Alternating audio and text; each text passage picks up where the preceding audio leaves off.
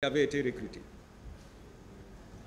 Dans son interrogatoire devant ce tribunal, le commandant Aboubakar Sidiki Diakité a déclaré que des centaines de ces recrues ont été reçues, logées et prises en charge à la présidence par le président Moussa Dadis Camara, quelques jours avant les événements du 28 septembre 2009. Ça, c'est la déclaration de son aide de camp, l'homme le plus proche de lui, son conseiller, celui qui prend son sac partout où ils doivent aller, qui veille sur sa sécurité, son confident. Il est le mieux placé pour connaître ça et pour le dire. Monsieur Alpha Amadou Baldé, gendarme, garde rapproché du capitaine Moussa Dadis Camara, déclaré devant le pool des juges d'instruction. Voir son PV d'interrogatoire du 2 novembre 2010. Citation. Quand j'ai pris le service le 30 septembre 2009, j'ai trouvé en face de notre bureau un groupe de jeunes recrues venus du centre de formation de Kalia, Forêt Kalia. Parmi eux, il y avait certains qui avaient des blessures aux pieds. Ces jeunes étaient encadrés par un certain adjudant Bamba.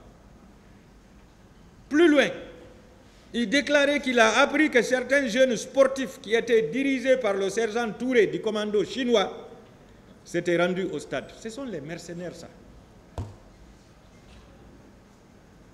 Ce sont les mercenaires. C'était des jeunes qui étaient à la recherche d'une incorporation dans l'armée. Je l'ai dit. Ça, c'était la première étape, Monsieur le Président. Le recrutement de 9000 hommes et leur formation de façon clandestine. Deuxième étape, la sortie des armes et munitions dans le magasin d'armes. Là aussi, c'est l'homme le plus proche du président qui le déclare, le commandant Aboubakar Sidiki Diakité. Il déclare avoir constaté l'embarquement à bord d'un camion militaire de plusieurs armes et munitions sur ordre du président Moussa Dadis Camara, quelques jours avant le 28 septembre 2009. Ces armes et munitions ont été dotées à la garde présidentielle parallèle et aux recrues de Kalia qui se sont rendus au stade. C'est ça, Monsieur le Président. C'est ce qui s'est passé. La garde parallèle, la garde présidentielle qu'il qualifie de parallèle et les recrues de Kalia ont été dotés de ces armes qui étaient dans ce camion et de ces munitions pour venir écraser leur population. Des armes blanches avaient été remises aux jeunes porteurs de maillots de Chelsea auxquels on avait promis le recrutement pour aller au stade.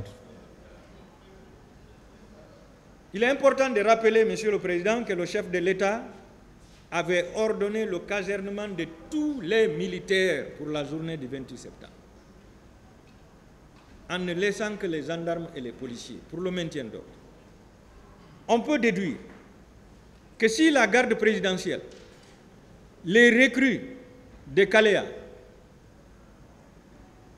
et les jeunes sportifs ont bougé de la présidence à bord des bus de transport public, c'est parce que le président Moussa Dadis a donné des ordres et des moyens. Les exécutants n'ont pas hésité de déclarer à certaines victimes d'être envoyées par le président Moussa Dadis Camara et d'avoir sa protection. C'est le cas de M. Ibrahim Khalil Ba, victime, qui déclarait à l'audience du 10 octobre 2023 devant ce tribunal. Selon certains bérets rouges, c'est le capitaine Dadis qui les a amenés au stade. C'est le cas aussi de M. Mamadou Bano Diallo qui déclarait devant le pool des juges d'instruction, voir son PV d'audition du 8 octobre 2012, code 1090, ce qui suit. 3 agents nous ont chassés dans cette concession et ont déclaré aux occupants qu'ils ont la protection du président Dadis et qu'on ne peut rien contre eux. Les gens étaient rassurés.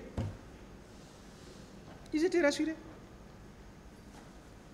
Troisième étape, la présence physique du président Moussa Dadis au stade ou à côté du stade. Ça fait couler beaucoup d'encre. Et le président s'est opposé à cette idée. Mais, je vais vous raconter ce que ceux qui vous ont vu ont déclaré. À l'audience du 16 mai 2023, c'est M. Yabou Babari, parti civil, qui déclarait devant ce tribunal qu'au dehors, il y avait les gendarmes de l'antidrogue et les camions militaires avec les 12-7 en haut. Au dehors, ça veut dire derrière le stade. Rappelons que les 12-7 font partie du dispositif présidentiel. Le dispositif présidentiel ne bouge que lorsque le cortège présidentiel doit se rendre à un point B, à une destination connue. Sinon, le dispositif ne bouge pas. Et le dispositif ne bouge pas en l'absence du président. Parce qu'il est fait pour ça. Il est fait pour assurer la protection du président et de sa famille. Alors si les 12-7 ont été retrouvés à la devanture du stade, à l'esplanade du stade du 28 septembre, c'est parce que le patron était avec le cortège. C'est la déduction qu'on peut faire. Lors du second passage du capitaine Marcel Guilavogui, le bébé hollandais du capitaine Moussa Dadis Camara, à la barre ici, celui-ci déclarait, citation, « Le président Moussa Dadis Camara est au début, au milieu et à la fin de ces malheureux événements du 28 septembre. » Là, c'est un accusé qui accuse un autre accusé aussi. Pourtant, c'est son oncle. Le président Moussa Dadis est l'oncle, l'autre est le neveu. Ce jour, j'ai vu un cortège qui sortait et les gens disaient « Dadis, Dadis », avec plusieurs pick-up. Le soldat Ousmane me disait qu'il était sorti avec Makambo et que Toumba est sorti après Dadis avec un civil. C'est ainsi que j'ai décidé d'aller assurer la sécurité du président de la République afin de respecter le pacte. Le pacte entre le capitaine Moussa Dadis Camara, le capitaine Marcel Guilavogui, le commandant Aboubakar Sidiki Diakité et le commandant du salon. Et tous, ils ont reçu la lame et ils ont mangé. Le pacte, c'est de soutenir le capitaine Dadis jusqu'à la mort. C'est ça le pacte.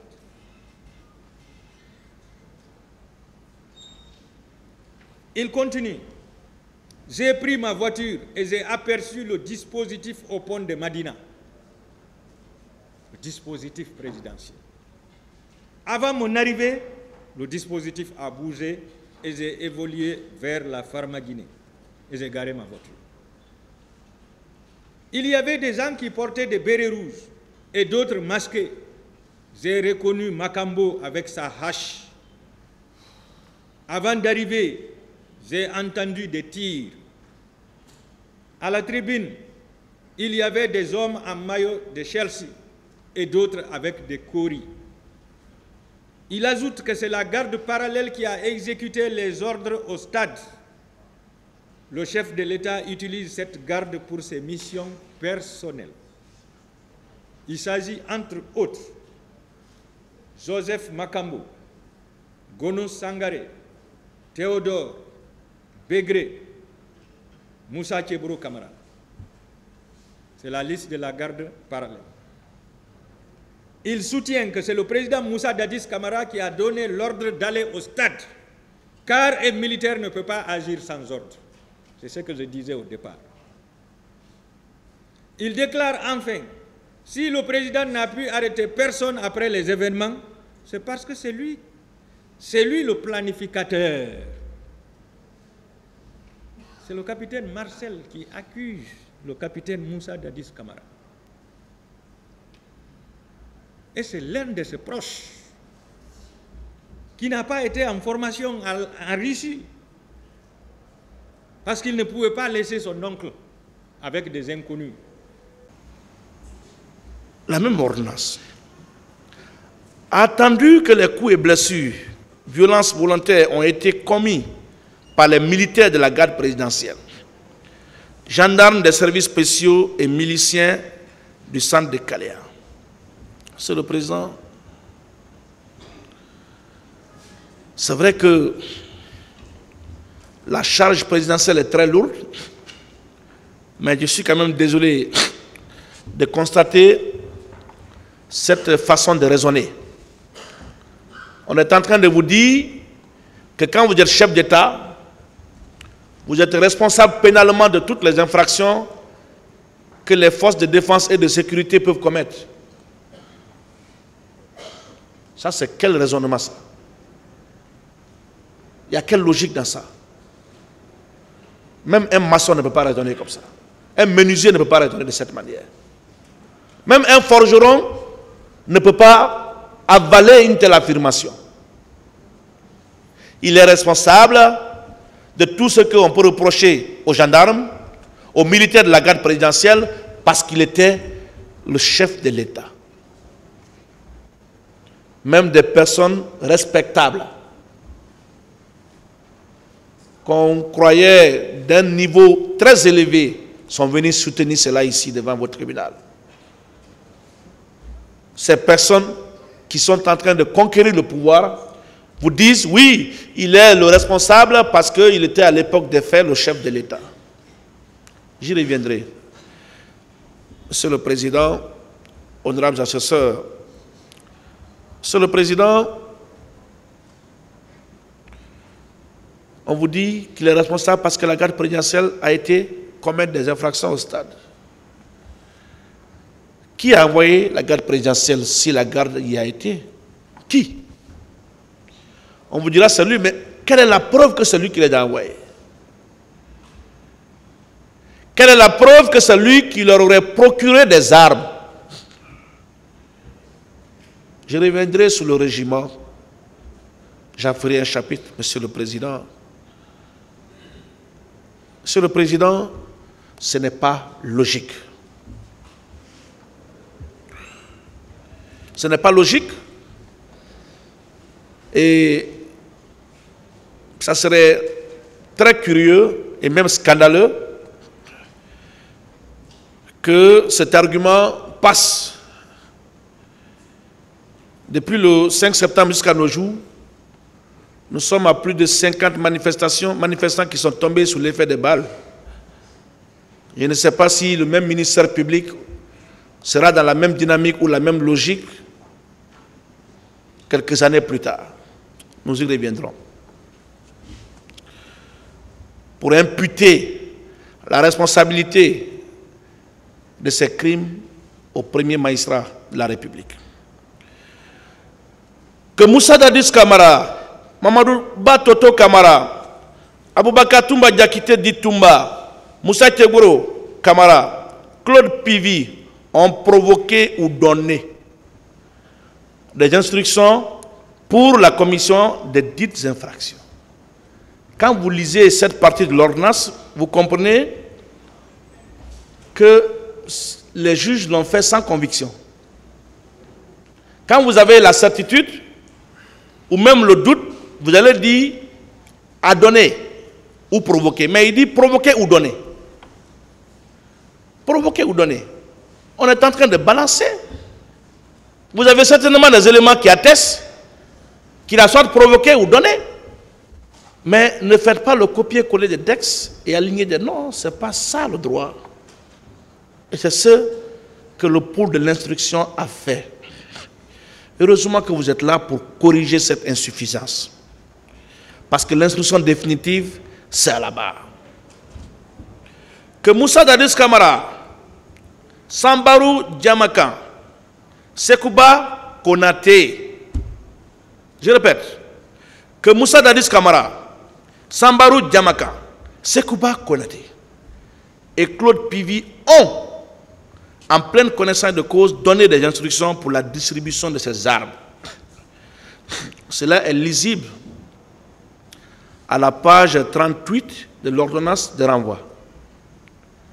Mais Monsieur le Président,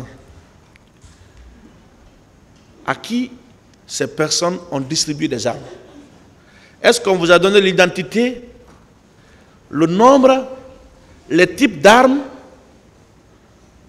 que ces personnes ont distribuées? Est-ce qu'on vous a apporté la preuve d'une telle affirmation? Maître Lansiné m'a enseigné en deuxième année de droit que la justice se nourrit de la preuve, spécialement en matière pénale. La motivation doit être fondée sur des éléments de preuve pour entrer en condamnation. À défaut, ça devient de l'arbitraire.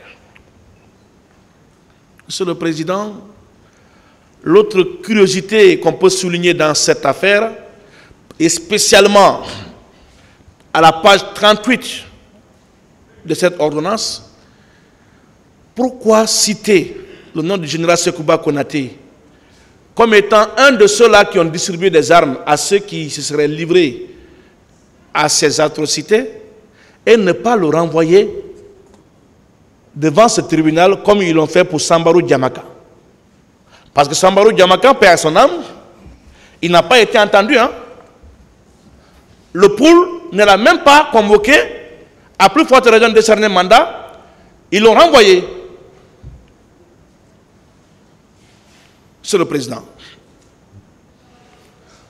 pourquoi on cite le nom de Sekouba parmi ceux qui se sont comportés ainsi et ne pas le renvoyer? Pourquoi? Je vais vous révéler ce qui peut-être a été un moment secret de Polichinelle, qui est à la base de cette division au niveau de cette partie civile,